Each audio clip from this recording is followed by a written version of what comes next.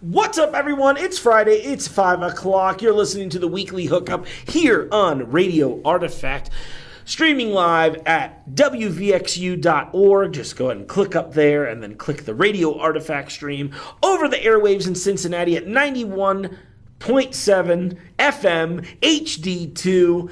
Streaming at radioartifact.com. Old episodes there. I believe even some of our episodes may be up like podcasts for you to download now, which is really cool, but don't quote me just in case I'm saying that prematurely. Hope you're all well. I've missed you. I actually haven't, because James and I have been traveling. As always, with me here is James. James, what's up? What's going on? What's going on? It's good to be back right past that polar pop vortex. That's right. All best known as Georgia. The home of Circle K. Although I will say on all of our trips, we do get to find a lot of really good convenience stores. We do. Most that blow away Circle Ks. Yeah, it's very true. I mean, the Polar Pop is probably the best deal in convenience store technology. But for 79 cents, you know why those floors aren't clean. For sure. Exactly. The bathrooms. Well, yeah, let's think about that for a second. So, yeah, James and I have had a crazy January. We were in Las Vegas for the Consumer Electronics Show. I know we talked about that when we got back, I think. And then we just were back in Orlando, Florida, last week for another education technology conference called FETC, which was a lot of fun. Get to see a lot of insider stuff that we won't tell you about because, we can't. Yeah, exactly. We're actually under NDAs. Exactly. Which is always fun going to those things where they're like, we want to show you, social influencers, here's some things that you can learn. And then you get there and then you sign NDAs and they're like, wait, what? But we do YouTube videos. And not anymore. Yeah, they're like, well, not about this. You can just say you were there. One of my favorite pieces we got to do was where I was like, wow, we just left a meeting, and I can't tell you anything except that when they announce it officially, I can go, told you so. And that's probably the biggest piece of news that came out of that meeting. Yeah, for real. That was actually a big piece. Yeah? I can't even tell you who said it. That's how that's how juicy the technology news is. Bernie Sanders. Yeah, Bernie Sanders, the juiciest of all. So, well, James, before we get too off the rails here, as we always tend to, I want to give a big shout out to our hookup at Bogarts and Live Nation. Woo! For tickets here. As always, we want to give you something fun away. So every week we try to do ticket giveaways to make your life a little bit better. I'm going to start because we've got some coming up for next weekend, and I've got two different sets. So they're doing a Drake-themed event at Bogarts on Valentine's Day called Fake Love. It's a singles-themed event, as I understand it, and I think it sounds hilarious. I've got a bunch of free passes to that. So if you want to go to that or just want to tell me a funny story about your relationship woes, email the weekly hookup show at gmail.com and tell me why. James over here dying a little bit. Oh, those that order of wording, just Drake's single themed event. I don't know. Well, I'm putting that spin on it, just judging from the date and the Fake Love moniker. So that's the thing we've got going on. So send me your sad love stories. Not love, I guess, unloved stories. And then we'll send you some tickets to that. I also have coming up, I've got 10 pairs I want to give away to you on the 15th.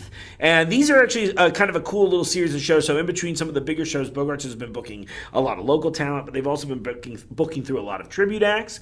And what I think is kind of cool is they've been doing these versus nights. So on Saturday, February 15th, I believe it's a Saturday. Mm-hmm. Okay, cool. I was like, I don't have a calendar here. We can't afford that. If any calendar companies want to sponsor us, though, we'll take a calendar. Yeah, I really like the goats standing in trees calendar. So those people reach out to me. But so the one coming up is an Elton John tribute versus a Billy Joel tribute, which is funny because Billy Joel and Elton John used to tour together occasionally in the 90s. I would just like to think that they fought each other only on craft airplanes. Well, see, that's the show people really want. If Bogarts knew what they were doing, Bogarts would be like, all right, listen, I need an Elton John impersonator and I need a Billy Joel impersonator. And a wrestling ring. And what we're going to, and a DJ. And the DJ is going, right, yeah, the two of them are going to fight very violently with each other, and depending on who is winning at the time, we can come up with some arbitrary scoring system. I want to do Bogarts. I know you're listening. let's put this show together. We'll pit them together, and the DJ will play louder music. They'll have 2 LPs going. One is an Elton John record, one's a Billy Joel, and then depending on who's winning in the fight, we'll increase the volume on the winner, and then that way on the fly, it could, switch back and forth, like, oh, Elton John just came through and tackled Mr. Joel. He knocked the harmonica right off of him. And whoever performs the execution gets to break the other's album. Yeah, exactly. Break the back, break the album. I would want to go to the show. Well, I have 10 pairs to that, so I would love to send you that too. I wish I could have done this, but it was such a successful show that I couldn't have gotten any passes for y'all. But Coheed and Cambria is coming to town with maps and atlases on the 23rd of this month, so that should be an interesting time. I'll talk more. We've got a show booked that night as well, so that should be a lot of fun. And I can't wait for you guys all to hear some of the new music James and I have been cooking up, because we're not happy unless we're working on everything all at once. Breaking our bones is the only success. The last one I wanted to bring up, though, is also another tribute night. And I know this is one that gets a lot of love because people love this band, Sublime. And the tribute is called Bad Fish. That's on the 20th. And I am pretty sure I can put passes in almost all of your hands if you'd like to go to that one. So, again, send me some sad stories if you want to go to the Valentine's Day party. On the 15th is the Elton John versus Billy Joel cage match. I've got 10 pairs of that one. Send us an email to theweeklyhookupshow@gmail.com, and we'll put those sweet babies in your hands. Not actual babies, because they cost way more than free tickets, but it's hard to acquire. Requires a lot of deep web time, and I just, I can't. I can't be bothered. Now, Mark, can you answer me a question? I would love to. Does Sublime say Santeria or Santeria? Because those are 2 vastly different but very close-sounding words. I believe the answer is Santeria. I believe it's referring to magic, but the original lyrics of the song were Baja Blast. I thought Santeria was a Cuban-based religion that was kind of like that's Catholicism, but I would much rather it be Baja Blast. You're laughing, but what I said is actually factual. No, I know. I was like, isn't it some sort of witchy religion-y thing? Yeah, I don't know. I didn't really know. I guess he doesn't practice it, but he don't got no crystal ball. But I do know that if he had $1 million, he would spend it on things that were horrible for him. R.I.P. Bradley. Like continuing Sublime. That's right. Yeah, exactly. Who is this Rome character I've heard so much? Is it actually an Italian city-state that is performing? The fall of said city-state. That's right. Oh, an emergency alert live on the show. Flash flood warning in this area until 9 p.m. I don't know whether to appreciate those emergency alerts or not, because an emergency happens when you don't want it to, but it's always something I'm not concerned with. I don't know. I feel like you should be able to set a few parameters, like, hello, I hang out near bodies of water. I haven't been close to water on accident in a very long time. Even easier than that, they should just ask you to check a box, can you swim? Boom, half the alerts are gone. That's true, exactly. Yeah, I'm ready to go rip down current, The other one should be, can you read license plates at really fast speeds? There's the other set of alerts gone. 2 boxes is all you got to check. It's funny that you mentioned that because you're referencing the Amber Alerts. Mm-hmm. And I read some statistic at some point, and I don't know how true this is, because you know how reading things is. It's written by someone who's lying. I was going to say, I can't. Yeah, exactly. Yeah, and, I don't even know how to steamroll out of illiteracy. But, no, I lost my entire train of thought on that one. Oh, that the Amber Alerts haven't ever been successful. Oh, I believe that. Because it is kind of absurd, because it's like, all right, here's like a jumble. It literally is like, we're just going to post one of the Mega Man 3 codes that you got to remember. It's like a grid of numbers and letters. Please call the police if you see EN7G, blah, blah, blah. And also, it's like, nobody's ever driving a recognizable vehicle. It's always the same color Honda Accord that only comes in Honda Accord colors. You know what I mean? I feel like mild gold.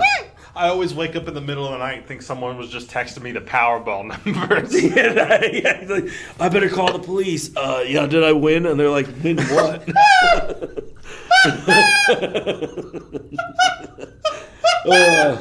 Oh, I didn't know this, though. It did just ask me because, the phones do listen to us. You are currently receiving emergency alerts. Would you like to continue receiving emergency alerts? Okay, Google. Come on, stop Zuckerberg. listening to me. Oh. And then Google actually heard that. I'm like, sorry to pause. That's dead air. We're really trying to learn the art of silence. So that's what we're going to teach you all this week. You're a big fan of The Quiet Place. Yeah, I love that, and the Blind movie, and that reminds me. So I can't believe I haven't seen this, but didn't Bird Box star what's her name? Sandra Bullock. Sandra Bullock. Didn't she do a movie? Something with blind in the title right before it. Wasn't there The Blind Side? I mean, it has nothing to do with monsters hunting you in the woods, but I do find it odd that this is the second film in her blind trilogy. What do we think that the apex of this trilogy is going to? Something tells me it will reunite her with her Speed co-star, Dennis Hopper's corpse. Oof. I hope JJ makes that one too. Yeah, me too. That'll be the best. Episode 9 of Sandra Bullock's career is coming out.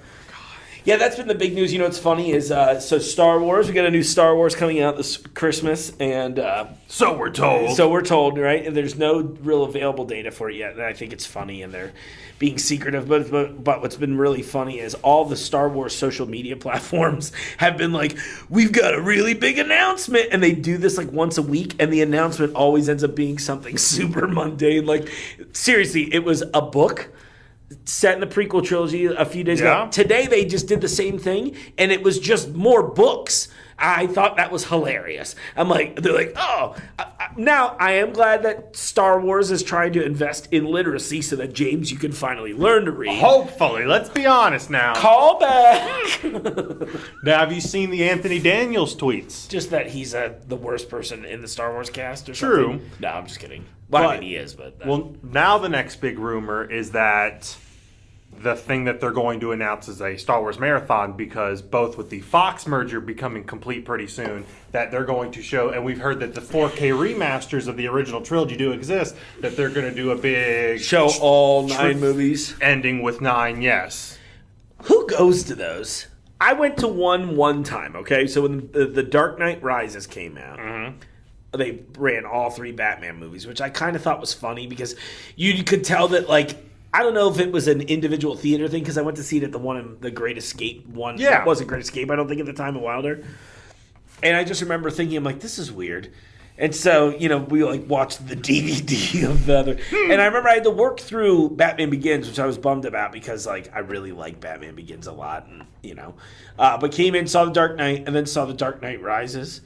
And I just remember thinking, even sitting through 2 movies back to back was a little much. Yeah. I enjoyed it when I was a kid, but I had no responsibilities. But as an adult, I was like, I really don't have 5-6 hours to sit in this theater to do nothing. Not to mention, I really didn't like Dark Knight Rises too. So it's provided everything's good. So when I see they do the big Marvel and they're like, I don't know if Infinity War is the 18th movie or if there were 18 before it and it is number 19. But can you imagine being like, all right, I'm going to spend the next 72 hours in a movie theater watching stuff I could just stream on Netflix at home. Not that I love theaters and I'm an advocate, but. Though, if they announce it this month and start next month, would leave room for just one a month. Oh, so that would be way more fun. Yeah, and I don't want to go see 10 movies at once, but if you told me that I have a whole month to see one movie start, and it's and then that way, if they do start with the prequels, those people don't, if you put them all at once, those people are forced to see all the ones. But if you do them one by month, those people, you can just go see the ones you want to see. I know I've talked about this before about how I feel like the Phantom Menace sometimes is, pardon me, a little unfairly, roasted. Mm-hmm. But I think I would almost go sit through all 9 of them, and I hate the prequels. I saw the 3D one. Yeah, me too. Yeah. I went, what's funny is I bought Red Letter Media's commentary track for it. Oh, that's awesome. And so it was really kind of funny because there weren't a ton of people in the theater. There was no one in mine. Yeah, when we saw it, it was a couple of us that went. My one friend had never seen any Star Wars movie before, but she's like, that looks fun. I was like, oh, that's not even a good one. Yeah. And I'm a kind of snooty like that. No, but that's my film student coming out, right? But No, it was really funny because she loved it. She was like, "Oh, this was awesome." I'm like, "Oh, if this is awesome, you'll like seriously love the other ones probably." Yeah. But I remember sitting there thinking, me and my buddy Josh Roberts, we each had one of the earbuds just run out of one phone to listen to it. That's awesome. And we sat next to each other, and it was hilarious because we're just sitting at, and people around us like, "What are these people doing?" And I'm like, "There's like 6 people in the theater. Come on, leave me alone." Well, hear me out. Bob Iger said the other day that all the Fox stuff officially closes in June. That by June, the Fox deal is finally closed. Which would give enough time for them to run the first 3. Yep. That's genius. Man, it sucks that it wasn't done in May, because then they could have done it on May 25th. Damn. Right. It's funny. I felt bad that they blew the 40th anniversary. They just really didn't do anything for it on 2017. That bummed me out. No. And that was like before Last Jedi came out. And fractured the fan base, you know. I think we're going to get the 4K remasters this year. That would be cool. I'd be all right with that. I really wish we'd get unspecial editions. I think that's what they're... I think they should just release both, right? And like, because the thing is, they could sell one box set that's like the complete Star Wars series, right? Yeah. And it has everything as George Lucas ultimately intended them to be, right? Kind of like the Blu-ray sets they did a couple years ago. And then they could just do like the Renegade cuts, like the original edition. Yeah. And then have that. It would just be the 3 movies that are just in good shape with, you know, what they should have done with the special, what a lot of the fans rather think should have been done with the special editions in the first place, which was like clean up the matting lines, you know, like little things like that didn't like drastically change the movie. Still have all the old model effects, so no CG add-ins, no extra scenes. Yeah, Han's still Han Solo. Ugh. No, but we'll see. Maybe it's just Anthony Daniels going senile. Who knows? He's about that age, and if it happened to him, he's kind of a rude person, anyways. I've heard that he's really bad with the fans. Yeah, there's this non-article going around today about the Star Wars Episode 9 title being kept from the Star Wars Story Group. Well, I think people have like overstretched this. There's Lucasfilm and Disney have this group of people that are, I think calling them the continuity group is probably a way more accurate job of describing what they do. Because they're not really like writing stories, and it's been funny to watch the fan base because they're kind of like this one guy in particular, Pablo Hidalgo. Yes. Yeah. So like they kind of like the idea that a lot of the fans have is that like this dude is going around barking out orders to guys like J.J. Abrams or Rian Johnson or whoever's working, you know, like real filmmakers. And this is like some dude that's probably, you know, I'm sure he's getting paid fine, but you know what I'm saying? Like, he is not in the league of those kind of people. I think, if anything, they're just kind of like, hey, if we do this, does this contradict anything that the fans are going to write an angry tweets about? And he'll be like, nope, we're all good. But maybe, you know, at best, it's probably suggestions that everybody is free to ignore. You know what I mean? Kind of funny. But it's been funny that this is a non-story. Because even the way the dude wrote it, he's like, if it has a title, I don't know it yet. But I would wager that no one outside of J.J. Abrams' production house knows that. Because J.J. Abrams is like weird like that. Yeah. In a good way. I mean, it's the biggest piece of this is what it's all been leading to. This is what Disney buying out Star Wars in the last 5 years. This is the movie it's all been leading to. Right. I mean, like, I've said it. I fully believe it's happened with all 3 of them, but I think that there's 1 or 2 hard drives, physical copies, and there's no digital copies of this movie. It's being passed around hand to hand by the only people that need to see it. I mean, I bet it's locked behind closed doors. I wouldn't doubt. It's literally the scene at the end of Rogue One where they're like, pull the lever, whatever. And they're like someone, and J.J. Abrams is coming down a hallway murdering, or it's Mickey Mouse with a lightsaber murdering people trying to hand the digital file away. That's the movie I'd like to watch. And then I'm a Sith Lord. You know? Rian Johnson in terrible Leia makeup. Oh, man, that'd be amazing. He has the worst voice ever. Yeah. And I hate to say that. I remember at some point I joked about that with Holiday. He was like, do you think it's just because you didn't like his movie? Or do you think it's him? I'm like, I think I would have gone in expecting to hate the movie if I heard him talk. Oh, yeah. Like, this guy is making the movie. I just really thought a lot about it. When I heard the first time I heard his voice, I was like, what? You know, and that argument's been done ad nauseum, so I don't have anything to add to it. I'm sure that hasn't been screamed by a bunch of other similarly fat white dudes on the internet, but at the same time. I mean, I don't think anyone said that Rian Johnson sounds like a character from Rocko's Modern Life yet. Turn the page, wash your hands. I can just hear, "Hi there, Ryan." We're gonna kill everything you love. Oh, you didn't like that one, did you, Ryan? I didn't watch the movie I made that came out before mine. This is gonna be the new show is gonna be hosted by Rocco. So Ryan's Modern Life. oh man, I like that. I keep getting terrible alerts during the show's recording today. Avengers Infinity War teaser may actually be an Endgame trailer. God. It's funny because like as a kid, I loved Marvel and Star Wars so much, right? Yeah. And it was not cool. It wasn't cool at all, and it was like really hard to find people that cared about it and to talk to.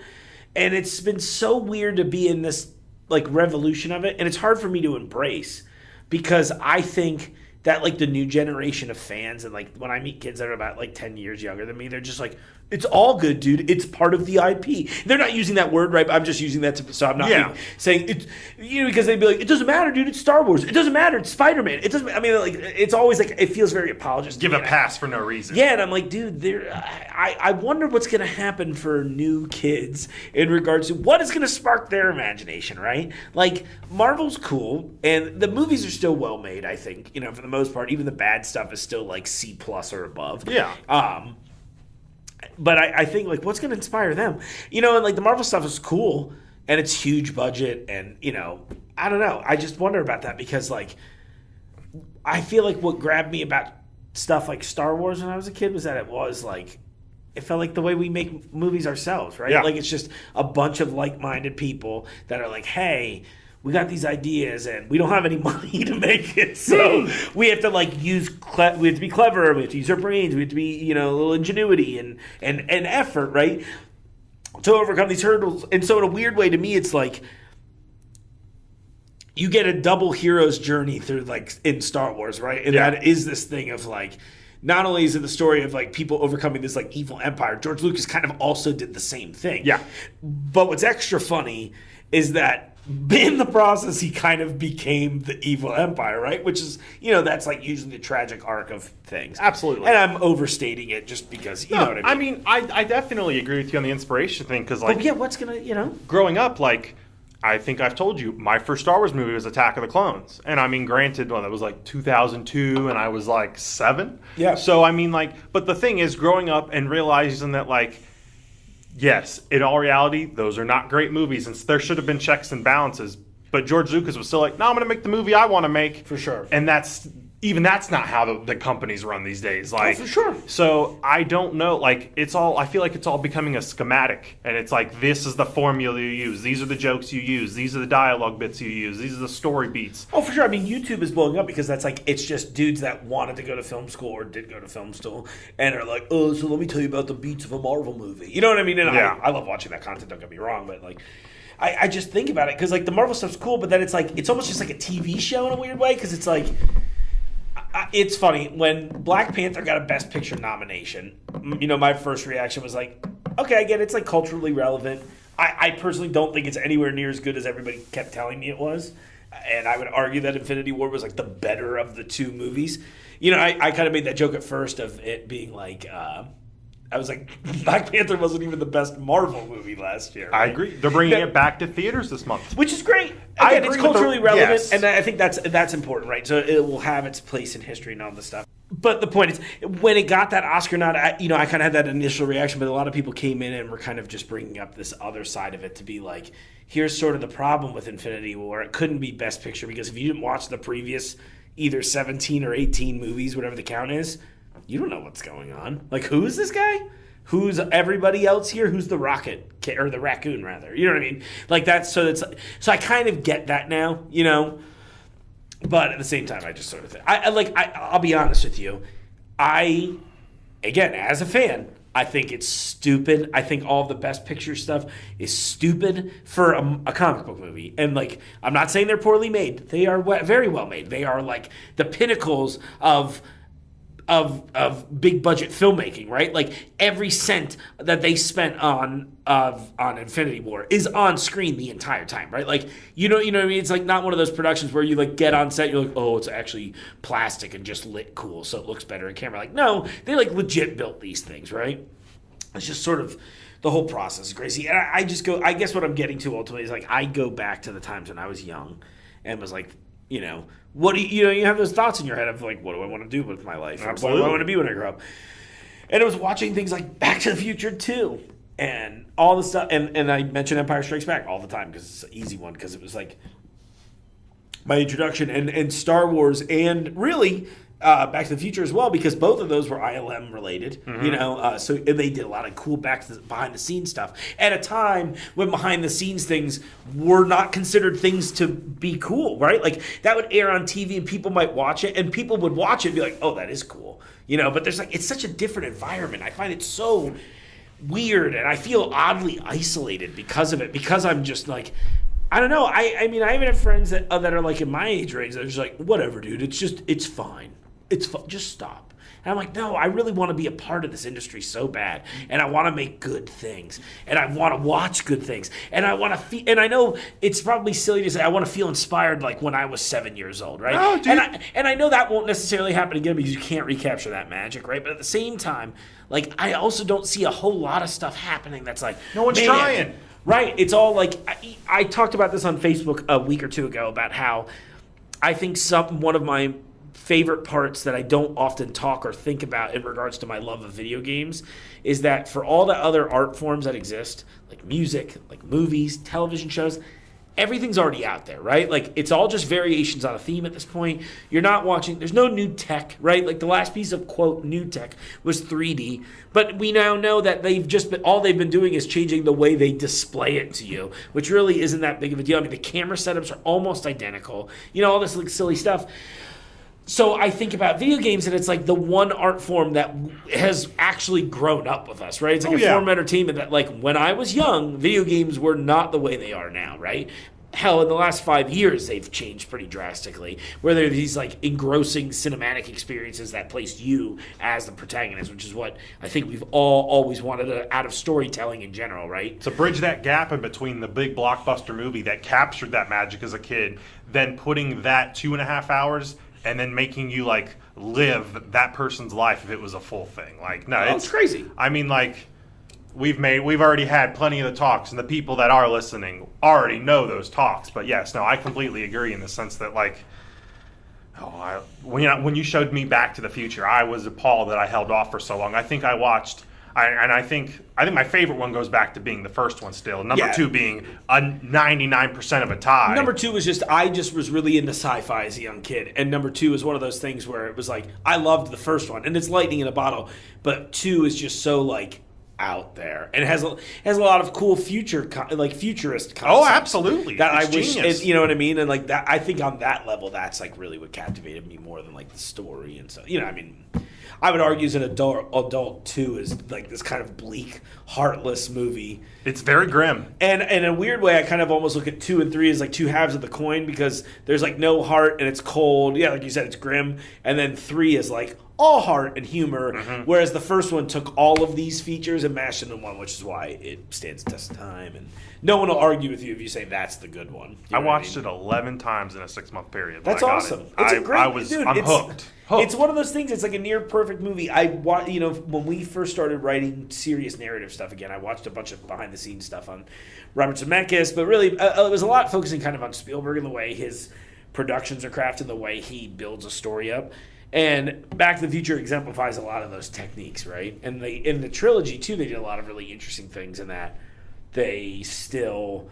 Like they call back to other stuff. And it's all very it's fairly tight, right? They kind of realized that once they had to do sequels that they had to do something else for Marty McFly to be interesting, quote unquote, which is why they do the whole chicken. Are you chicken in the sequels? Which I kind of hate that retcon, but I mean it's fine. Anyway, it's weird in that.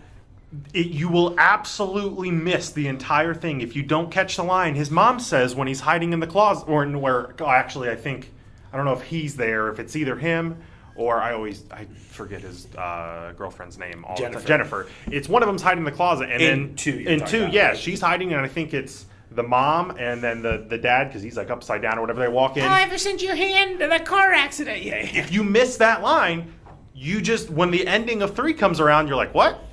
And I remember trying Why is he in a race with Flea from the Red Hot Chili Peppers? I tried when it all came up. I was like, I didn't get it, and I was, and you've heard me talk about how she talks movies. I'm like, you gotta pay attention. So no, it's like, but the thing is, it's such a minute thing. It's like, man, there's so much story being told that you really do. It's like that wonderful kind of like oversaturation of the mind the entire time because there's so much going on in those movies the entire time. But listen to us just running on talking about this now. Yeah. It's inspired our imaginations. And that's a movie that you've seen all the new stuff, right? You saw that in 2018. Yes. So it like even still has that impact. So then to me, it kind of gives me hope that maybe that's not something I should be worried about, right? Like maybe there is still the option that someone could come out there and blow my mind. I really thought when we watched Arrival the other night that was going to do it for me. And I really liked Arrival. Yeah. I definitely thought, and a lot of people argued with me on this online. They're like, well, and they just kind of kept going back to like the function of it in the movie. I'm like, I understand the function.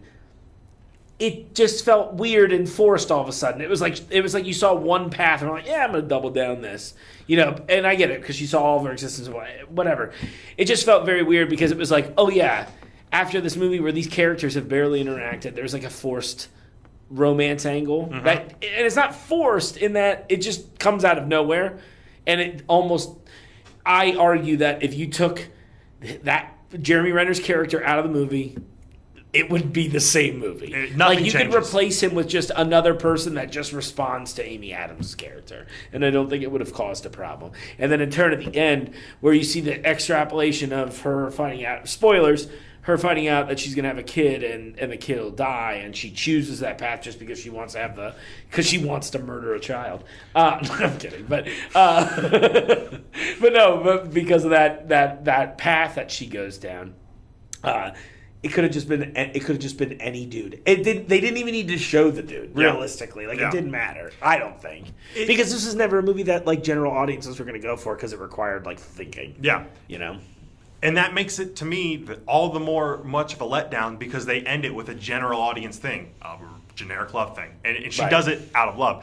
I went back and, as you know, I watched Annihilation again the other day. So good. Man, that is a movie that just does not get, of all of the, and I'm all for it, but of all the articles we saw in 2018 about, and in 2017, pretty much as soon as the new Ghostbusters came out about strong female cast, and I'm all for that. If it works in the context of the movie, you can't just put a person in a role just to say, oh, look, we filled this part of a role. Exactly. Annihilation is just such a such a well-done movie. Well, so speaking of Alex Garland doing awesome stuff, I mentioned this to you yesterday in passing. Yes. He has a new limited series. Well, there might be two now that I'm looking at this article. Okay, yes. Never mind. It's just worded. The articles were very poorly worded. So, on the cable network FX, Alex Garland has a drama series called Debs coming out. It's a limited series based on a book, on a James Clavell novel, Shogun, which already has me hyped.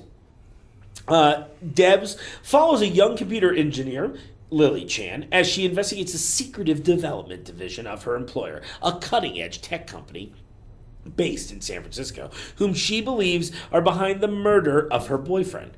FX gave the miniseries an 8-episode order. I'm really into that. Alex Garland is a slayer. Yeah, I mean, everything he's made has been dope. Absolutely. He secretly directed, and we knew he wrote it, Dredd, a few years back with Carl Urban. I've not seen that one. Not to be confused with Judge Dredd.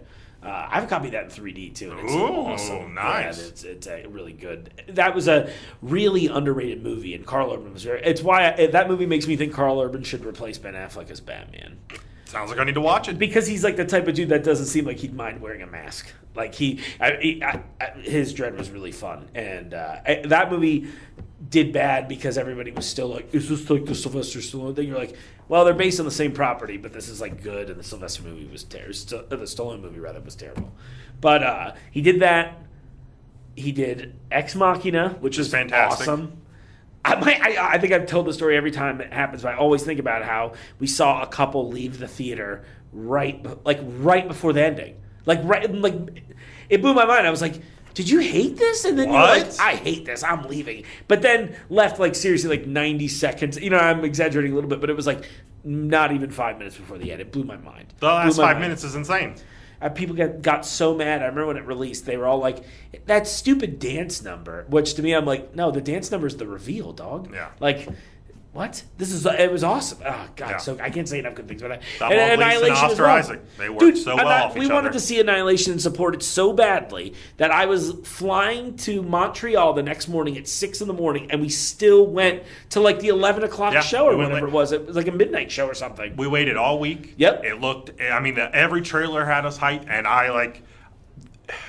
it's hard for me to think of how many movies I really thought were better in 2018. When I are really, yeah, like when you really sit down, that movie, because I always forget that it gets going really fast. That intro is not long. There's one thing, if I thought I could change anything about that, it reminds me of a John Carpenter movie. It's like set up like one, and in some ways kind of shot like one. Not really, because it's better than that. Like, I haven't seen enough John Carpenter to make. I've the seen problem is thing, a lot of but- John Carpenter's not good.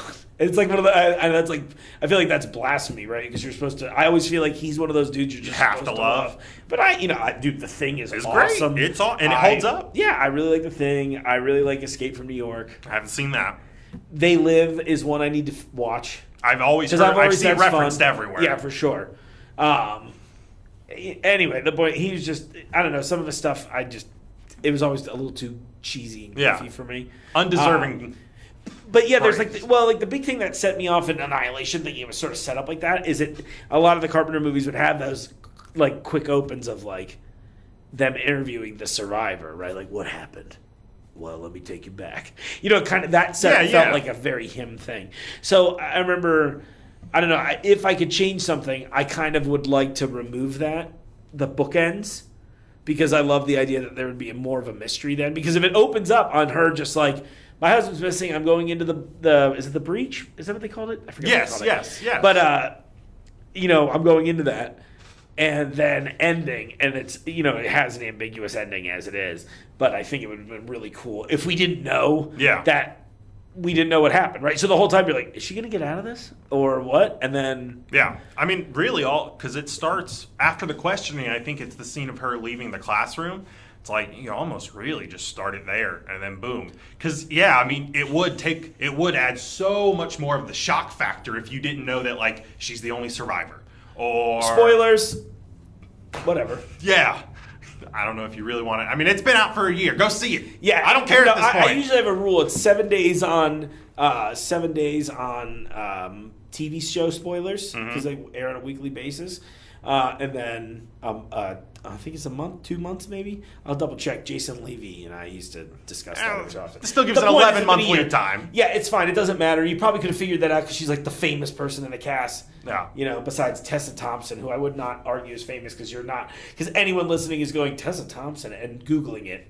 And then you'll be like, oh, her. Yes. The point is, Not a Natalie Portman. You can think what Natalie Portman looks like in your head. She was so good at. I mean, everyone was good in that. Yeah, it's Slayer, and it really was funny to me because in all the maybe you mentioned this before, but like in all of the pro woman creation, like here's this excellent movie, excellent cast of strong females, but it's never like forced that way. It's never just shoved down your throat. Like it's just they are the proverbial badasses, Yes. right? Like the least qualified member in the team is like a medic or something like that. You know what I mean? And I'm like, oh, that's like quote the green character. It cracked me up. I could not believe it didn't get more support. It bombed so hard. Paramount, I think, who's distributed it, had to sell the rights overseas to be able to play it on Netflix. Wow. Instant, like the weekend of release. That's such a shame. Because we were in Canada. I was like, awesome, we could totally watch it again. Because I was, it was like 2 a.m. when we got out. And I was like, I don't remember everything. I think, movies that come out in January, there's a reason that we know. Red Letter Media, F you, it's January. Please, if you have a good movie, especially if you're listening to Alex Garland, don't release it in January anymore. Well, yeah, I think there should also be a thing where I think some big movies should come out. I think one of the smartest things Black Panther did, in my opinion, was not release post-March. Like, Marvel is sort of being smart about the release schedule. Like, back in the day, it was June through to the beginning, the first, through Labor Day weekend. That was your summer. It was a pretty much Memorial Day weekend, maybe, but really June through Labor Day. That was your summer schedule. And then slowly that crept back a little bit till it was Memorial Day weekend, which is like, just a week. And that was the case for a really long time. And I don't think it was until Spider-Man 2, maybe, that came out. Yeah, that came out in the beginning of May. And I remember at the time it being like, oh, Spider-Man 2 is coming out in May. That's pretty early for a big blockbuster. Does that mean... And it doesn't mean anything. Yeah. Quality, personally, I don't think should be dictated. In a weird way, I hate that they use the winter months as dumping grounds because, if anything, the winter's probably when you're willing to be holed up watching something. Yeah, I don't want to go... I mean, I love outdoor activities, but it's so much easier to get someone to be like, oh, yeah, I'll go sit inside and watch them. I mean... What else am I going to do right now? Especially if you release something awesome. Absolutely. And, I'm sure some stores will affect some of the bottom line. Sure, whatever. But we're ruining the planet slowly but surely anyway, and winter barely exists. Exactly. Give me that large popcorn. But the point of being is that they released Black Panther in February, and it was like one of the biggest releases of all time in the year. Yeah. Because what did it have to compete with? Like, some $80,000 horror film that was terrible and terribly acted. It's ridiculous. And then you have things like... Solo releasing just weeks after... It just came out just weeks after Infinity War, right? Didn't it? Yeah, if that, right? Yeah. Like maybe a week or two. Yeah, no, you're right. Because it was because they did Solo on the May 25th date. And Infinity War was like the last week of April. Yeah, because remember they shoved it up 3 days randomly. It was like the week before release. And all of a sudden it was like, coming in theaters April 26th. And we're like, what? Yeah, changed all your marketing material just for a few days? Yeah, exactly. I can't imagine how much that cost. Yeah, that whole movie, that was just burning money. But by the way, if Captain Marvel ends up being good too, it'll do good numbers, and it'll also be culturally significant because it's like a female-led superhero film and all this stuff, even though Wonder Woman kind of already did it first. But I guess the good news of her is they'll put some parameter on it. Well, she'll be the first character not introduced in another movie because Wonder Woman showed up in Batman vs. Superman. They'll pull that on there to be like, here's something. Oh, wow. As long as it's good, that's what it'll stand for. But it's smart, though, again, and I bring that up because it's coming out in March. And March, again, is not really a time. It's still, that's like kind of the transitional month. But now we're seeing summer blockbusters hitting in April now. And games. That wasn't a thing for games for the longest time. Exactly. And games especially. If I were game developers, I'd be cleaning house from I'd be dumping all the way up until December. Probably skip January because you have that month to repay what you did. Yep. But February on, I'd just be putting out bangers because, how many people do we know that are just I'm not leaving my house for the next few weeks? And then they're just watching average quality Netflix content. Yep. When you could be playing God of War. Yeah. Because God of War was $420 last year. Was it really? It was. That's hilarious. New Year's Day of all days. And then a month later was Detroit Become Human. And I think that helped their sales so... because that was Quantic Dream's biggest release. Also, I'd say their best game. Yeah, but, for sure. The thing is... that's a game. I don't know if we've talked about that much on here, but I really can't say enough good stuff about that game. It's absolutely fantastic. As soon as I feel like the Titanfall grip's left over and I have because with that game, I'm always 30 minutes, that's not enough. I'm going to need about 3 hours to sit down. Yeah, and that's the problem. Lindsay and I spent an entire weekend. Yeah. But it was one of those where the weather was bad, so we just stayed at the house. We're like, well, this is perfect. Exactly. I think so good. The last place I was crawling, I'm Connor in the police station after the crawling up out of the salvage thing, and I'm talking to because it's Hank, and then he's talking to the police chief. Yeah, and then you go, okay, yeah. I haven't got past that yet. But no, I think, and the part that hasn't been tackled yet, both movie, really any form, is that June through September. That's the last hurdle. Why not have media all year? I guess there's no one creating good enough media to do all year. And I wonder about that. And, here's what it probably comes down to. It's whenever you talk to these people, I think, there's some Reddit post the other day that was what was the greatest truth of growing up? And they talked about how nobody knows what's going on, and it's all BS metrics in the business world that get thrown around that don't mean anything, and they don't matter. And you're like, what does this mean? Almost none of this information is helpful, or it's it's all silly. It's all it's weird fake bravado because nobody knows. It's when you sell yourself, right? We're we have this many impressions and views on our content. What the hell does that even mean? Not a damn thing. And it could be bought. You know what I mean? Yeah. You know what I mean? But So coming back to that, I wonder if there, somewhere out there, I kind of want to be like, well, what's the reasoning? And some marketer would probably come back, well, people only buy at these times. I'm like, yeah, well, they only buy because you're only putting out crap at this time. Yep. So why don't you give them something to buy? Yep. Because they'll go see Black Panther to the tune of $1 billion. Yeah. Imagine if they came out with a Star Wars movie in July. It's going to have nothing to compete with for months at that point. It's really true. The thing is, if Solo would have been a Star Wars movie that was, worthy of a summer release, and they pushed it back like one more month, the thing is, I think you're right. I think someone just started saying one day, that no one's going to buy during that time. That people are outside playing in the summer. They're not going to be inside at any point. They're out till 11 o'clock and then they sleep. I feel like anything that that in our culture we base things off of, we're 50 years in the past on. For sure, and we're stuck in that thought process, and it's always a struggle for. It's like every other generation will move ahead. It's kind of a thing, and so it's like that weird thing of like, let's try this, let's think outside the box. No, why would we do that? Why would we try something? We're gonna lose money, and it's that thing where we watch corporate greed rise in the '80s, and it's never really gone away, right? It just keeps getting worse, and so that's why it's like. That's why Moonrise Doughnuts increased their prices by 5 cents. That's fine. They can get me for way more than that. If you're listening, Keith.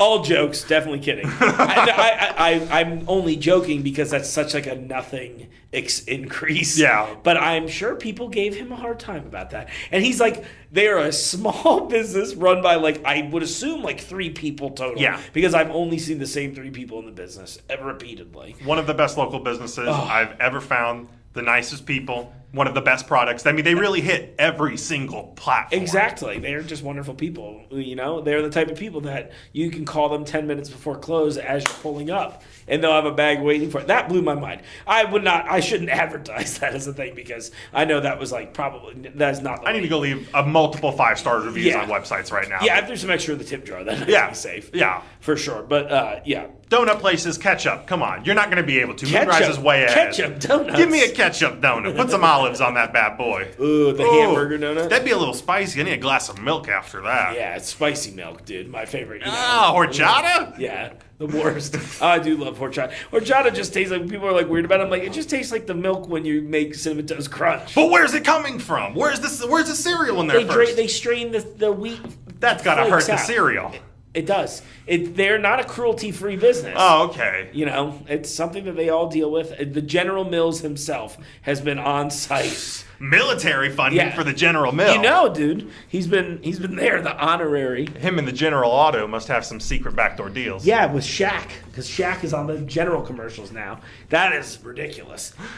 Let's start wrapping this baby up for now, if you're good with that. I'm good with that. We've had a good show. Yeah, we talked a lot about our local events. We're still looking for sponsors on the show. We've reached out to some people, so hopefully we'll set some of those up here too. But if you are interested in sponsoring local creatives like those of us here at Radio Artifact, reach out to us and we can show you how to get involved with the station and support a growing nice thing like that. We'd love to steal your money from you and then scream about video games for 47 minutes. I'll do that for free, but I'll still take money. That's right. So, no, all kidding aside, the money does go to benefit the station. Yes. So that's a big push that they've been doing now. I know they're running a few sponsor posts on Facebook, so you can either reach out to them there, or if you specifically like us, you can reach out to us again at the weekly hookup show at gmail.com. So make sure that you hit us up for some of those free tickets we mentioned at the beginning of the show. What have we got coming up here? Next week, we have CEA award winners, the Pistol Mystics, coming back on the show. Oh, I think that awesome. was before you were hosting with me, James. But they did a thing last year. They won the Cincinnati Entertainment Award. They won a Cincinnati Entertainment Award this year, which was great. Joe's awesome, and I'm looking forward to that. It'll be a good interview. I think we might have the Last Troubadour on in 2 weeks, but we might have a secret interview that might push them back one more week.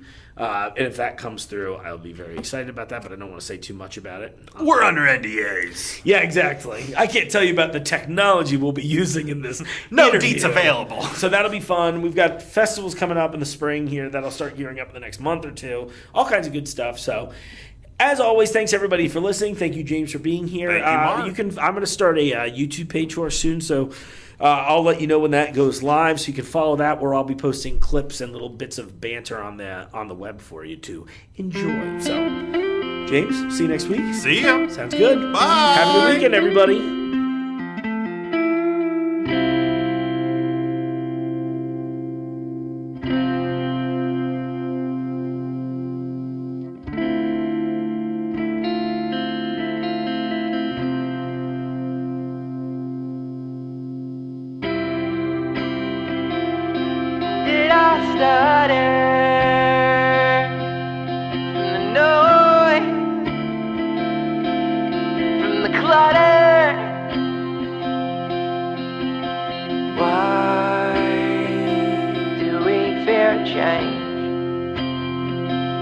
I'll tell you one day that you will be yourself someday.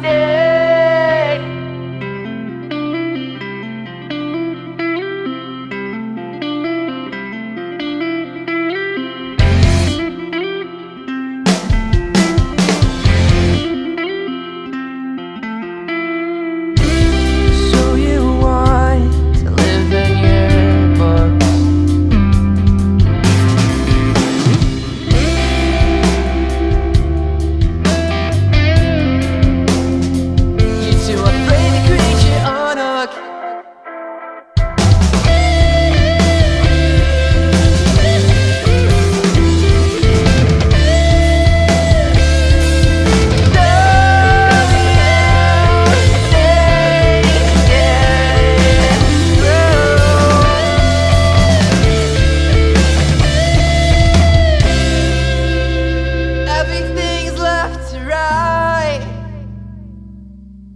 In my mind,